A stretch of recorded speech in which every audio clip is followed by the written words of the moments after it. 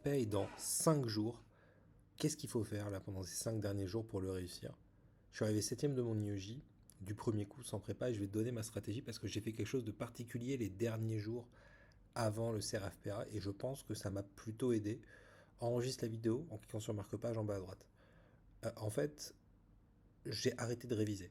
Mais ça faisait déjà quelques temps que j'avais arrêté de réviser. Mais vraiment, les derniers jours avant le CRFPA, je me suis mis en mode CRFPA. C'est-à-dire que c'est comme si pour moi le CRFPA avait commencé 5 jours avant. Je voulais éviter d'avoir le stress du jour J et de découvrir des faiblesses le jour J. Donc en fait, ce que j'ai fait, c'est que j'ai fait des entraînements vraiment en situation d'examen. Mêmes horaires, je mettais même des vidéos YouTube, bruit de fond d'examen, boule caisse dans les oreilles, etc.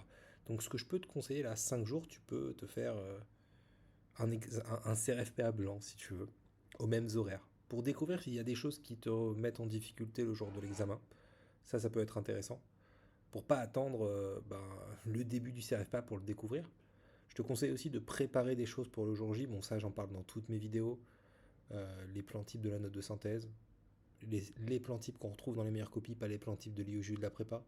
Ça, je les ai mis sur mon lien en bio. Pour moi, c'est essentiel étant donné que la note de synthèse, c'est qu'au F3. Et avec les bons plans types, tu peux viser un 15. J'ai eu 14,5.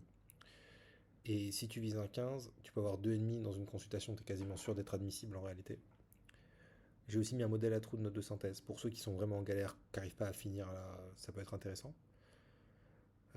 Après, mon but, c'est pas de vous vendre les trucs ou quoi. Je vous conseille vraiment les plans types. En vrai, vraiment, le modèle à trous, c'est juste pour ceux qui sont en difficulté pour finir.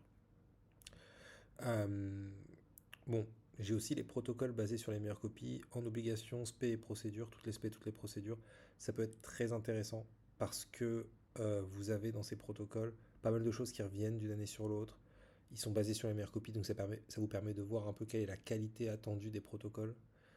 Euh, Ça vous permet de choper tous les points, de ne pas perdre des points en cours de route, d'avoir des 3 sur 3, des 4 sur 4. Et en plus, ils sont condensés, donc ils permettent de finir la copie, de finir le sujet, et donc d'être noté sur 20 et pas sur 15 comme la majorité des élèves. Ça peut être intéressant, vous pouvez aller jeter un coup d'œil sur mon site. Mais c'est mon lien en bio, hein, tout simplement. Désolé pour le bruit de la chaise là, que vous entendez. Mais voilà, donc moi je vous conseille de faire un petit CRFPA blanc, tranquille, ça va vous enlever du stress. Et l'idée c'est de découvrir un peu vos points faibles avant le début du CRFPA.